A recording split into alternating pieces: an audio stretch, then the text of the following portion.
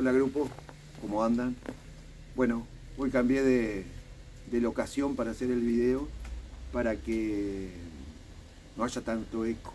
Si bien hay un poquito de ruido ambiental, porque bueno, algún vecino está haciendo reparaciones, pero ya probé el audio y se escucha mucho mejor.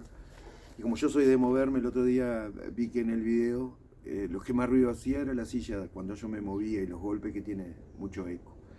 Así que bueno, vamos a empezar. Esta es la parte 3 de la clase número 1.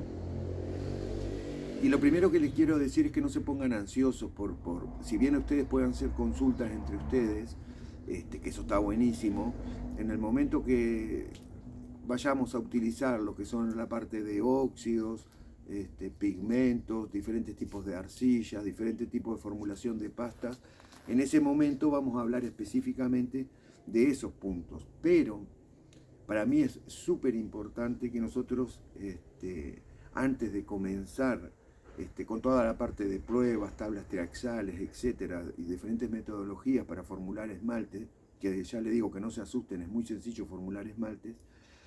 El paso previo es entender fundamentalmente qué es la acción que va a cumplir lo que habíamos hablado en la clase, en la primera parte de esta clase, que es la acción del sílice, la acción de la alúmina o óxido de aluminio y la acción de los fundentes. Ahora bien, nosotros tenemos que sentir que el sílice es nuestra estrella, ¿tá? Es la estrella de este teatro, ¿tá? Es la estrella principal, es el solista. Y toda nuestra cerámica siempre va a estar de alguna manera acomodada para que el sílice cumpla las diferentes funciones. Entonces es así que yo en las pastas voy a lograr diferentes tipos de durezas. En los esmaltes no solamente voy a lograr diferentes tipos de colores, sino voy a lograr diferentes tipos de texturas. Y ya no estoy hablando ni siquiera si es un esmalte con brillo, si es un semimate, si es un satinado, si es un mate, sino textura. O sea, que es la textura que no es solo algo que se puede palpar, es algo que se puede ver. Son micros puntitos que se pueden formar dentro de un esmalte y que le van a dar una calidez. Y es evidente que es lo que va a diferenciar nuestros esmaltes con respecto a los esmaltes comerciales, ¿tá? Entonces, lo que primero tenemos que entender es cómo funciona el sílice, nuestra estrella, ¿tá? Si bien hay muchas definiciones en los libros, yo voy a ir a algunas definiciones que a mí no me parece que sean correctas, las voy a ir aclarando y por supuesto que en la aclaración voy a fundamentar la aclaración, porque es que yo creo que ciertas definiciones que aparecen en los libros no son del todo correctas, ¿tá? Una de las principales, por ejemplo, es que dice que la cerámica es la ciencia de los óxidos. Yo no estoy tan de acuerdo con eso. Si bien se forman muchos óxidos, no existe en la naturaleza ninguna forma estable de elemento que no esté asociado con el oxígeno. O sea que también podríamos decir que una torta de chocolate es la ciencia del óxido orgánico. O sea, el oxígeno siempre va a estar presente en cualquier tipo de acción o reacción química, ¿tá? Yo definiría más a la cerámica como la ciencia que manipula los comportamientos del sílice. Y hago principal hincapié en el sílice porque si yo comprendo cómo funciona el sílice, comprendo la cerámica, ¿tá? Entonces, estas primeras clases pueden parecer engorrosas, pero si yo de alguna manera presto atención, busco la información pertinente, el cual yo acá les voy a dar pequeñas puntitas, pequeñas luces, faros para que ustedes se agarren de eso y luego busquen la información. Comprender eso luego va a llevar a que cuando te van a formular una pasta, un engobe o formular un esmalte, sea extremadamente sencillo, no nos estemos complicando la vida, ¿tá? Es casi un juego de niños, pero si yo no comprendo cómo funciona el sílice, no comprendo nada, ¿tá? Entonces, bien, nosotros habíamos hablado el otro día de que toda la cerámica, todo lo que engloba la cerámica, siempre existen 4 tipos de compuestos, aquellos que son los que aportan el sílice o formadores de vidrio, aquellos que son los estabilizadores del vidrio, que es el óxido de aluminio o arcillas, y después por otro lado teníamos los fundentes. Los fundentes, la única función que tienen es que nosotros podamos trabajar a menores temperaturas para poder hacer que el sílice sufra las transformaciones. ¿Por qué le hago hincapié en esto? Porque a partir de ahora, cuando hablemos del sílice y las diferentes formas del sílice, y si ustedes van directamente a la bibliografía, por ejemplo, van a ver que la cristobalita se forma a partir de 1500 grados, y eso es así. Pero nunca dejen de entender que ustedes están haciendo cerámica. Si yo hago cerámica, incorporo fundentes. Por lo tanto, la cristobalita no se va a formar a 1500 grados. Ya va a empezar a formarse a partir de los 1050, 1070 grados. ¿Por qué? Porque yo agregué fundentes. Así que en la clase de hoy, todos los grados y temperaturas que yo hablo, siempre estoy considerando que tengo los fundentes. Le digo para que no se presten confusión, porque ustedes ponen, por ejemplo, a qué temperatura se forma la cristobalita y le va a dar entre 1500 y 1570 grados. Y va a decir, pero ¿y cómo si yo trabajo a 1200? Bueno, acuérdense, estoy agregando un fundente. ¿tá? Esa es la única acción del fundente, en primera instancia. ¿tá? Luego hablaremos otras acciones secundarias, que en definitiva es lo que enriquece nuestra cerámica, que pueden tener los diferentes tipos de fundentes que elijamos para trabajar. Entonces, bien, yo lo invito ahora a hacer un viaje. Ese viaje es el viaje que realiza el sílice a través del proceso de presinterización, sinterización. Para los que nunca vieron eso, es el proceso o transformaciones fisioquímicas que va sufriendo el sílice y que a medida que va aumentando la temperatura empieza a transformarse. ¿tá? Yo les diría que es casi como una mariposa que empieza a transformarse dentro de un capullo. ¿tá? Cuando yo termino el proceso sale esa mariposa y es maravilloso todos los resultados que puedo obtener si yo en el proceso de cocción voy aumentando la temperatura de manera gradual para que esas transformaciones se lleven a cabo y aparezca la magia que es la cerámica. Por eso no es suficiente simplemente decir, listo, yo hago una horneada de 5 horas a 1100 grados. Créanme que las transformaciones que va a sufrir el sílice dentro de una pieza de cerámica, en el cuerpo de la cerámica, es absolutamente diferente, ahora se los voy a argumentar, si yo a esa misma cocción de 5 horas la llevo a 7 horas. ¿tá? Por eso es muy importante entender qué es lo que pasa con el sílice. Bien, cuando nosotros empezamos a hornear, evidentemente nuestro sílice, recuerden que siempre está en forma de minerales. Yo lo que voy a incorporar en mi pieza de cerámica, en mi pasta cerámica, esmalte, engobe, lo que fuera, va a ser cuarzo, sílex, pedernal, que son las formas más comunes del sílice. ¿tá? Entonces, bien, una puntualización más. El óxido de silicio se abrevia SiO2. Y cuando ustedes van a buscar, por ejemplo, fórmula química de la cristobalita, también dice SiO2. ¿Por qué? Porque es la menor molécula. Pero cuando ella forma un cristal, en realidad deja de ser SiO2, por más que la definición química sea SiO2. Pasa a ser SiO4, porque forma un cristal donde se van uniendo las diferentes partículas. ¿tá? Es una sola puntualización que la hago, es porque ustedes pueden encontrar diferencia entre lo que yo defino y lo que encuentran en un libro, pero como esto es un poco complejo, cuando ustedes encuentran una diferencia, me la hacen saber que yo le hago la explicación. Pero si no pueden hacer la prueba, pongan fórmula de la molécula de pedernal y le va a salir SiO2, y van a poner fórmula de la cristobalita y también le dice SiO2, pero sin embargo si ponen del cristal de cristobalita seguramente le va a salir SiO4. ¿tá? Eso es meramente nomenclatura química, no tiene mucha importancia, pero yo sí les quiero puntualizar es que muchas veces cuando nosotros vamos a buscar información hay que saber cómo preguntar, porque si no preguntamos bien, la respuesta no va a ser la adecuada. ¿tá? Bien, entonces, empezando este viaje, yo voy a hacer una pieza, y otra cosa, todo lo que yo hable a partir de ahora siempre va a suceder, sea en un espato, en un huevo, en un esmalte, básicamente. ¿tá? Cuando yo empiezo cuando yo introduzco sílice en nuestras pastas, o sea, el mineral, cuarzo, va a sufrir ciertos tipos de transformaciones. Entonces, ¿qué es lo importante de esto? Las sucesivas transformaciones, que básicamente son 4 y la más importante, solamente suceden si yo, aparte de la temperatura, le doy tiempo, ¿tá? Porque ninguna transformación está eximida del factor tiempo. Por eso es tan sencillo. Cuando yo voy a cocinar una torta, yo necesito darle tantos minutos a 180 grados, no sé, 20 minutos a 180 grados, capaz me sale cruda. Vamos a ponerle media hora a 180 grados, ¿tá? Esto es orgánico, pero es exactamente lo mismo. No es solamente suficiente la temperatura, sino el tiempo, ¿tá? Entonces, el factor tiempo en nuestra cocción siempre va a, de alguna manera, favorecer que ciertas transformaciones que lleva el sílice adelante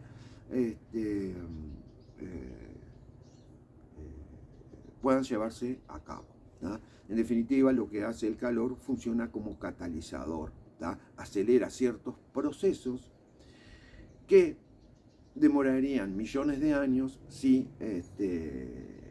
no tuviese el factor, el catalizador temperatura para acortar esos tiempos. Entonces, empezando este viaje, lo primero que tengo que saber que el sílice es un cristal.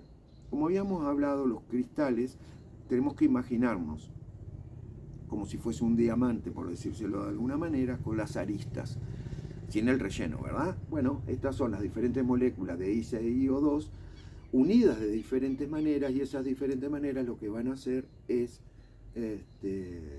formar diferentes formas. Por eso es que si bien la ciencia de la cristalografía sigue avanzando y cada vez aparecen nuevos cristales, hasta ahora hay 9 tipos de cristales o formas que puede formar ese tipo de sílice. O sea, el sílice puede formar 9 formas diferentes, de las cuales no todas nos interesan. Y yo voy a hablar solamente de las que nos interesan a nosotros, ¿tá?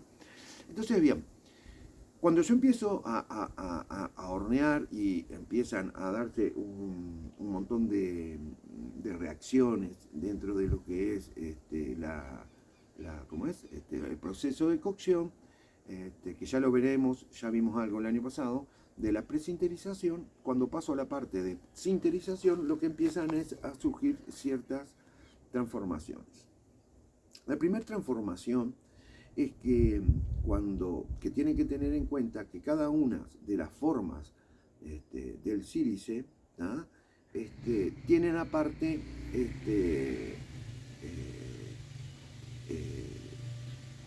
tres configuraciones diferentes por cada forma de sílice. Entonces podemos hablar que el cuarzo, ¿tá?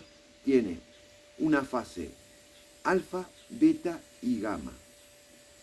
Cuando llega a cierta temperatura y ciertos procesos, el cuarzo, sílice, se me va a transformar en cristobalita, ¿tá? Vamos, la segunda parte ya es cristobalita. Ahora bien, ¿qué pasa? La cristobalita tiene una forma alfa, beta y gamma. Y cuando la cristobalita pasó en el tiempo y a cierta temperatura, se me va a transformar a tridimita, ¿tá? Eso es básico para nosotros, ¿tá?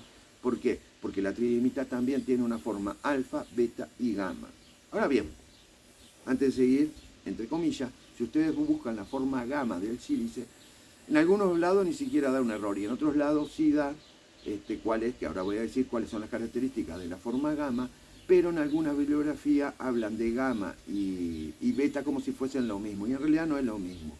A nivel meramente, por ser de alguna manera, como ser pragmático, vamos a hablar alfa, beta y gamma sin entrar en detalles de la diferencia entre beta y gamma, ¿tá? Bien. Todas, o sea, la tridimita, la cristobalita y el cuarzo también existen en la naturaleza. Han pasado procesos de determinada presión, temperatura y años que se han formado. Lo que hace Ceramita es hacer esas transformaciones, ¿tá? O sea, en realidad nosotros estamos construyendo, entre comillas, piedra, cosa que la naturaleza ya lo ha hecho anteriormente por nosotros, ¿tá? Entonces, bien, cuando yo empiezo el proceso de sinterización, aparte de estas dos nuevas formas del sílice, como la cristobalita y la tridimita, hay otro compuesto que vamos a formar a partir de los 1000 grados que se llama mulita, M-U-L-L-I-T-A, mulita. La mulita no es una transformación del sílice en sí mismo, sino que es la sintetización de una nueva molécula que es un silicato de alúmina.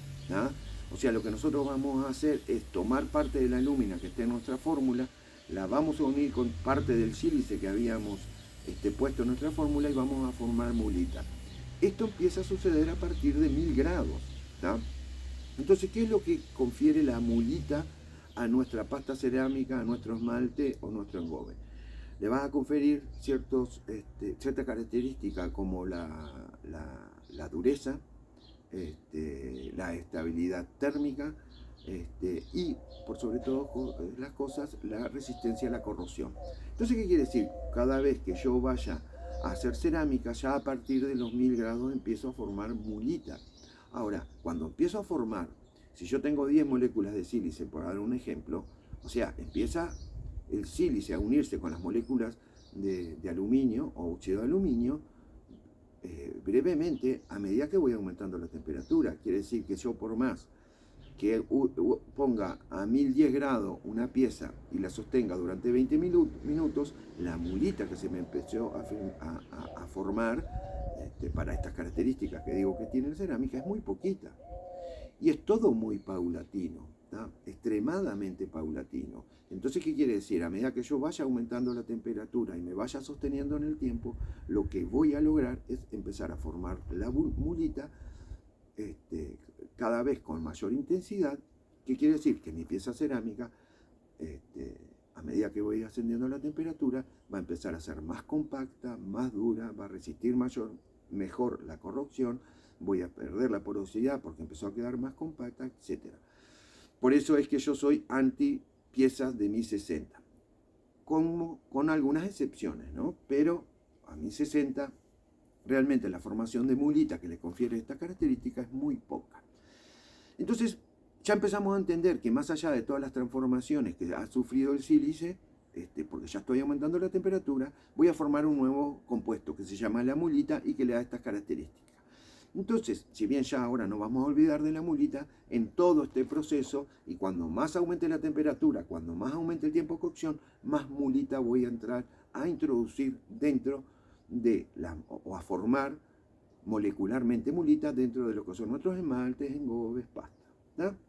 ¿Y qué le va a dar esta característica? Así que eso es re importante para entenderlo, por qué es que nosotros nos tenemos que extender en el tiempo y aumentar nuestra temperatura para lograr mejor calidad de cerámica. Entonces, bien, nos olvidamos de la mulita, pero recuerden esto, y durante todo este proceso, acuérdense, va a ir formándose mulita, a partir de los 1000 grados. Y no importa en qué temperatura terminemos. Ahora bien, ¿qué es lo que pasa? Yo ahora empecé a aumentar de temperatura y ya a 253 grados, por ejemplo, sufro la primera transformación, que es la transformación del sílice alfa al sílice beta. Entonces, ¿qué es? Es simplemente un cambio de forma. Entonces, si esta es el sílice alfa, ahora tenemos el sílice beta con una transformación en la geometría del cristal. ¿Por qué es importante saberlo? Porque a 253 grados tenemos una dilatación del sílice en pasta. Y recuerden que siempre existe sílice libre, eso es, porque el esmalte está crudo, tenemos sílice libre. O cuando estoy bizcocheando, tengo sílice libre. Inclusive cuando yo hago bizcocho, mi pieza enfrió y luego la esmalto, también voy a tener sílice libre. Porque no todo ha sufrido las transformaciones. Entonces, pasar ya a 253 grados de una manera muy exabrupta, por decirlo de alguna manera, ya está comprometiendo nuestros resultados, por más que lleguemos a nuestra temperatura final y hagamos enfriar el horno levemente, porque tenemos dilatación térmica. Entonces, bien, ¿qué es lo que sucede? A partir de aquí vamos a trabajar para que nosotros entendamos simplemente con 10 moléculas de sílice. Cuando yo empiezo a elevar la temperatura, por la carga del horno, si yo tengo 10 moléculas de sílice a 253 grados, no todo automáticamente se me va a transformar de sílice a alfa-beta. ¿Por qué? Porque no todas reciben la misma cantidad de calor, porque el espesor de nuestras piezas suele ser diferente. Podemos tener piezas chiquititas y finitas y en la misma hornea una pieza enorme y grandes paredes. Entonces, no es simplemente pasé la temperatura, la tengo que pasar levemente para que la acción del calor, que es quien funciona como catalizador, brevemente vaya de alguna manera incidiendo sobre cada molécula de sílice para lograr esta transformación, ¿tá? Porque si no voy a estar a 400 grados, pero una pieza que esté adentro todavía no ha llegado a 253 grados en el cuerpo para que logre esas transformaciones. Entonces voy a tener transformaciones disipadas en cuanto a la temperatura y en el tiempo que empieza a comprometer nuestros resultados. Entonces lo primero que tengo que hacer, bueno, hacer extensas curvas de cocción para asegurarme que el sílice sufra las transformaciones de una manera calma, constante y lo más pareja posible. Entonces, bueno, cuando yo empiezo a aumentar, ya empecé a tener 10 moléculas de sílice que sean, vamos a suponer, allá a los 400 grados, mis 10 moléculas de sílice han pasado de la forma alfa a la forma beta. Sigo subiendo de temperatura y sobre los 1000 grados de esas 10 moléculas hay una que se ha empezado a transformar muy suavemente, muy de a poquito, en lo que es la cristobalita alfa. ¿Ah? Sigo subiendo de temperatura, 1010, 1012, 1014, 1018, y ya ahora empiezo a tener 8 moléculas que se encuentran en forma de sílice beta, una que se ha transformado totalmente en cristobalita alfa y otra que empezó a transformarse en alfa.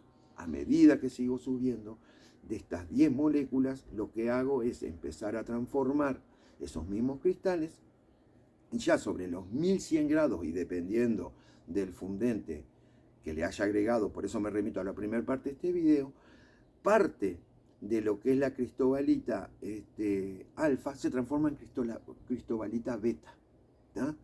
Cuando ya ha pasado cristobalita alfa a beta, se vuelve a surgir una nueva transformación del cristal de sílice que pasa de ser cristobalita a tridimita.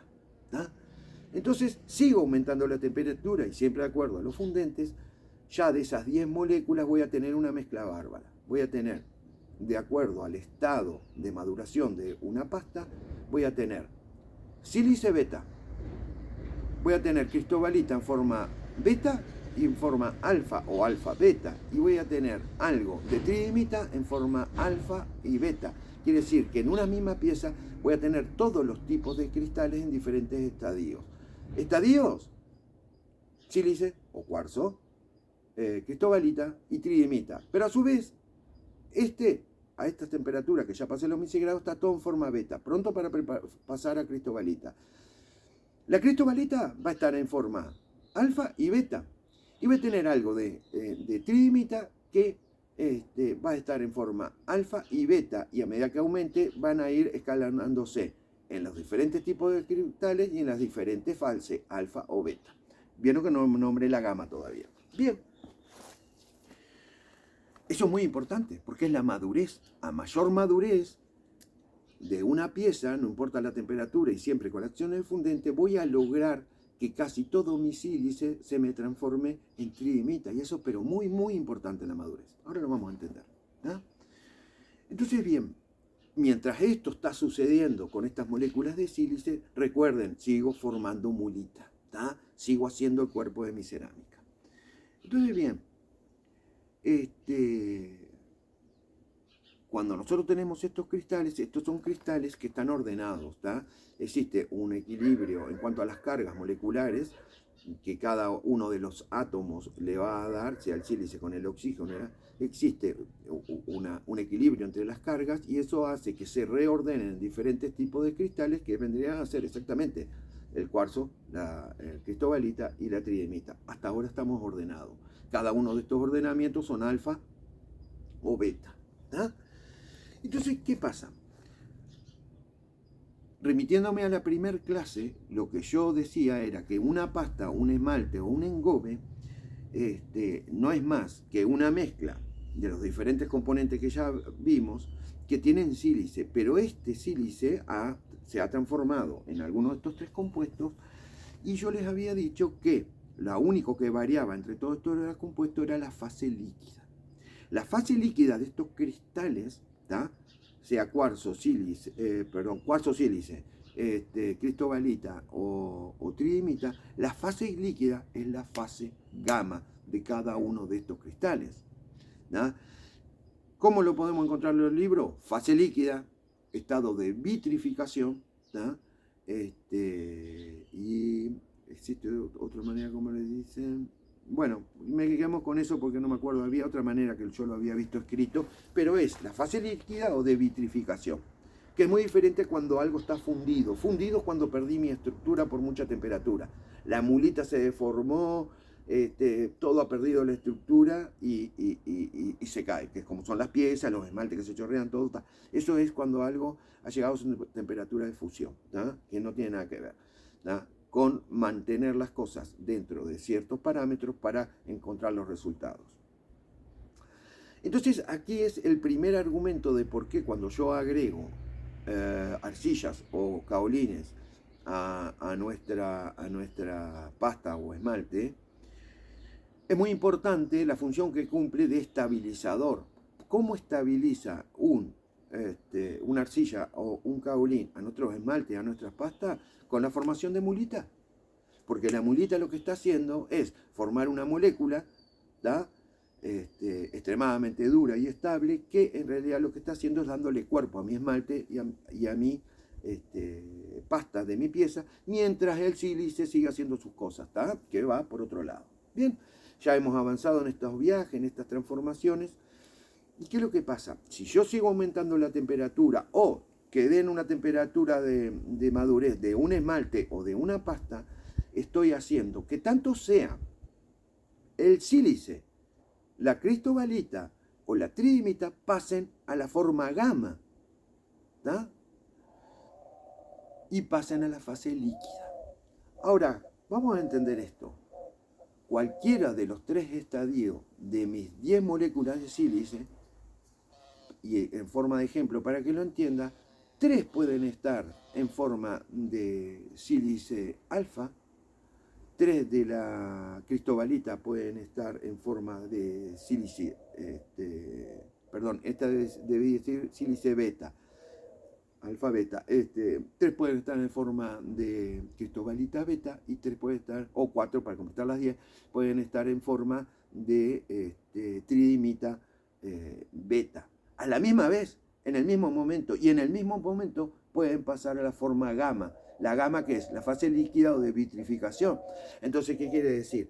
Que si yo me mantengo con una gran maceta, hago que estas transformaciones y transformaciones de fase, y si hago una meseta cortita, voy a impedir que el sílice se me transforme en cristobalita y de cristobalita tridimita. Y eso me va a dar por qué una pieza con una pequeña maceta tiene ciertas características y por qué otra con grandes mesetas tiene otras características. Entonces, a la misma vez, y manteniendo una meseta y llegando a la temperatura de madurez que me la dieron los fundentes que yo agregué, puede ser feldespato para alta, carbonato de calcio para baja, voy a lograr que estas 3 formas del sílice pasen a lo que se llama su fase beta o de vitrificación o estado líquido. Entonces, bien, si yo tengo cierto porcentaje de sílice con ciertos porcentajes de fundentes, puedo lograr que una pasta a 1060 quede más sonora que otra pasta que tiene, vamos a suponer, solamente arcilla con un 30% de calibre, porque la misma pasta a 1060, diferentes pastas a 1060, una queda extremadamente porosa, ¿tá? Y otra queda absolutamente compacta. En una tengo mucho caolín, ¿tá? Lo cual ha formado mucha mulita, entonces le da buen cuerpo, pero extremadamente porosa. ¿Por qué? Porque no tengo el sílice libre para poder conformar los diferentes estadios del sílice y poder conformar mi vidrio y pasar a forma gamma. Entonces quiere decir resumiendo esta parte, espero haber sido claro, es que yo cuando voy a componer una pasta, un esmalte, un engobe, necesito de alguna manera llegar a las formas betas gamma del sílice para que esas formas formen mi vidrio. Ahora, ¿qué es mi vidrio? Bueno, simplemente mi vidrio puede ser una pieza que le hago un clic y suena como a metal. Entonces quiere decir, gran parte de esto ha formado al sílice, al cristal de sílice, en lo que se llama estado líquido o estado de vitrificación. Entonces, para resumir esto y terminar de entenderlo, espero haber sido claro, ustedes tengan en cuenta que yo siempre miro lo que yo explico, por si cometo un error o por si yo creo que no lo expliqué bien, volverlo a explicar. Y ya yéndonos un poco a los libros y cosas que yo no estoy tan de acuerdo, dicen, por ejemplo, que un esmalte es un líquido súper enfriado. Yo no estoy en nada de acuerdo con eso, ¿no? Porque el estado de vitrificación o de fluidez se da a determinadas temperaturas. Pero hay una cosa que hay que tener en cuenta. Un líquido súper enfriado puede ser exactamente el agua, por ejemplo, a 0 grados o menos 15 grados, ¿no? Entonces, ¿qué es lo que pasa? Si cuando yo de alguna manera tengo un esmalte, yo no lo estoy súper enfriando. Y ahora quiero que entiendan esto porque esto es re importante. No es que lo esté súper enfriando porque bajé la temperatura ambiente. Lo estoy súper enfriando porque lo enfrié de manera rápida. Y ahora entiendan esto. Todo nuestro proceso cerámico, si bien a partir de 800 grados todo lo que ha sucedido a 800 grados es irreversible, quiere decir que si yo pongo barro y lo paso de 800 no puede volver a ser barro, eso no sucede lo mismo con las transformaciones del sílice. El sílice es un cristal, ¿no? Ese cristal en su geometría ha pasado por sus diferentes fases y sus diferentes formas. Las formas básicas para nosotros, si bien existen mucho más, sería cuarzo, cristobalita y tridimita. Las fases alfa, beta, gamma, alfa, beta, gamma, alfa, beta, gamma. La gamma, estado vítreo. Entonces, bien, ¿qué es lo que pasa? Todas estas transformaciones sí son reversibles. Y esas son las famosas cristalizaciones. ¿Por qué? Porque cuando yo paso a la forma alfa de cualquiera de estas tres formas, lo que estoy haciendo es formando un material amorfo. ¿A qué se refiere un material amorfo? Todos esos enlaces estables que se habían formado con las moléculas de sílice y que formaban un cristal, debido a la acción y a la vibración del calor, tanto sea por las temperaturas, acción de fundente o estadios en el tiempo, se desestabilizan. Y eso forman un cuerpo amorfo que es nuestro estado vítreo. Sea en un 3% en una pasta de alta, o sea en un 50% en un esmalte extremadamente fusible, aunque sea de baja, ¿no? Como estos estados son reversibles, cuando yo enfrío un horno en términos de 12, 18, 20 o hasta más, hasta 5 días de enfriamiento, es un enfriamiento rápido. Si yo consigo, entonces no le da tiempo a que las transformaciones reversibles del sílice, tanto sean la forma del cristal como en las fases, vuelvan a su estadio anterior. Esto es muy importante entenderlo. ¿Para qué? Para que no haya recristalizaciones. Es así que los esmaltes de cristal justamente lo que hacen es un descenso muy suave de la temperatura para que ciertos cristales puedan formarse sobre otro cristal que no tiene esta misma, sobre un esmalte que no tiene esta misma capacidad de recristalización. Eso ya es otro tema, un tema de fundente, ¿tá? Pero ¿qué quiere decir? Cuando se habla de líquidos súper enfriados, no se habla por la temperatura, se habla por el tiempo en que se enfrió. Entonces, teóricamente, si yo una pieza la llevo a su estado de madurez, me queda divino el esmalte cuando estoy a 1200 grados, y dejo un horno que se enfríe durante 2 años para llegar a la temperatura ambiente, lo que voy a tener en realidad es un esmalte en el mismo estado que lo puse antes de hornear. ¿Por qué? Todo teórico, pero es para que lo entiendan. Porque recristalicé y volví todas esas transformaciones del sílice, las volví reversibles. todo es un cristal nuevamente, como lo puse en origen. Si bien hay ciertos cambios, porque cuando yo compongo mulita, la composición de la mulita no es reversible. ¿Tá? Entonces, ¿qué quiere decir? Cuando los libros hablan de cuerpos amorfos, hablan de los diferentes tipos de sílice que han pasado a su fase gamma. Entonces, ¿qué es lo que pasa? Yo lo que tengo que tener en cuenta es que cuando yo hago un bizcocho cerámico para luego esmaltarlo, cuando tengo mi pieza pronta, hay partes de ese sílice que yo introduje que lo tengo en forma de cuarzo o sílice, otro va a estar en forma de tridimita, la misma pieza va a tener ciertas moléculas en forma de cuarzo, otra en tridimita y otra en cristobalita. ¿tá? ¿Qué pasa? Yo vengo y esmalto. Ya tengo sílice que le había agregado al esmalte que aún no ha sufrido las transformaciones. Y en esta pieza en bizcocho tengo las 3 formas de moléculas del sílice. Esmalté mi pieza y la llevé al horno. La cohección entre mi pieza cerámica y el esmalte o el engobe va a depender de cuánto tiempo le doy para que este esmalte madure. ¿Qué quiere decir? Que sufra las mismas transformaciones y pueda unir las mismas moléculas, formen un mismo cuerpo. Esta tridimita se va a engarzar con otros cristales en forma de tridimita, la cristobalita se va a engarzar con otros cristales en forma de cristobalita, y el sílice libre o cuarzo no se va a engarzar, va a quedar libre con el cuarzo que tenga en el esmalte. Pero ¿qué pasa? Si este cuarzo está libre y un esmalte me salió mal, yo puedo volver a hornear 1, 2 o 100 veces. ¿Para qué? Para lograr las diferentes transformaciones por nuevas horneadas y poder lograr mejor cohección. Por eso algunos esmaltes que en la primera horneada no nos sale bien, en la segunda no pueden salir bien. ¿Por qué? Porque yo le di tiempo y temperatura para que las transformaciones del sílice se lleven adelante. ¿no? Entonces, bien, si nosotros entendemos que tanto los cristales, los diferentes tipos de cristales de sílice pueden ser reversibles, es muy importante que nosotros tengamos en cuenta que muchas veces en algunos esmaltes, cuando sufren recristalizaciones, pueden ser cuando, que es uno de los defectos del esmalte, es porque nuestro esmalte está mal compuesto con respecto a la cantidad del sílice que yo le agregué libre o a la cantidad de sílice que pueden tener los fundentes. Recuerden que el feldespato en su molécula tiene sílice, recuerden que la arcilla y la alúmina tienen sílice. ¿no? Entonces yo creo que con esto es un buen ejemplo para que ustedes entiendan que yo cuando haga cerámicas, esmaltes o engobes, lo que voy a estar haciendo es llevando a cabo ciertas transformaciones, tanto sea del sílice como en sus diferentes formas, para lograr una pieza estable. Ahora bien, y para terminar, cuando yo hago esas transformaciones, una misma pasta, un mismo esmalte, uno puede craquelar y otro puede no craquelar.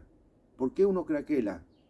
Digamos, tenemos la pasta con la idéntica composición, el esmalte con idéntica composición, tenemos la misma temperatura de horneado, pero diferentes mesetas. Entonces, un horneo con una meseta de 40 minutos y no se craquela, y el otro lo horneo con una meseta de 10 minutos y se craquela. Yo decía, bueno, ¿pero por qué? Bueno, acá está la respuesta.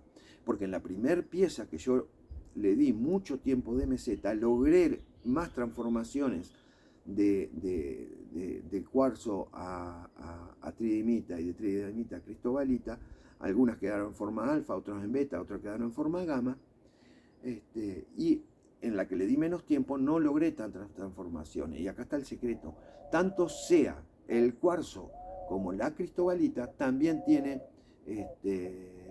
transformaciones endotérmicas, que se llama, que es cuando pierde temperatura en la parte interior, que es a 253 grados, también tiene, ya en vez de tener una dilatación térmica, tiene una contracción térmica. Estoy bajando la temperatura y el sílice que quedó libre, o la tridimita que no se ha pasado, la cristobalita que no ha pasado a tridimita, contrae.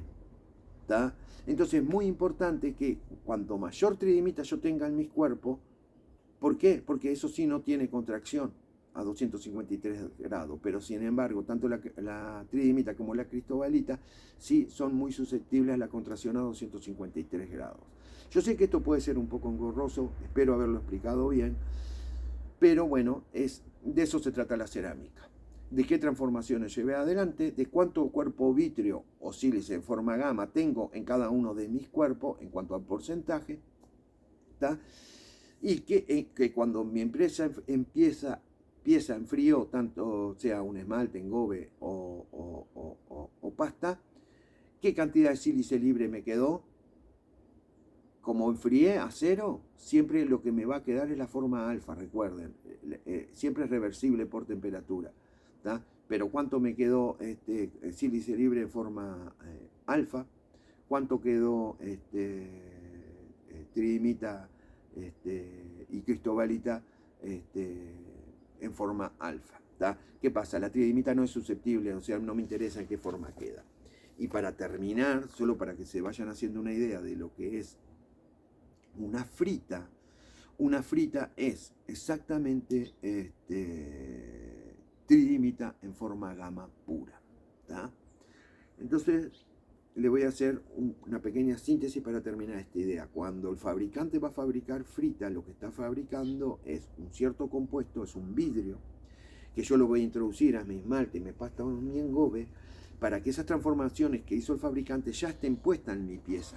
O sea, ya está todo estable. ¿Cómo hace el fabricante?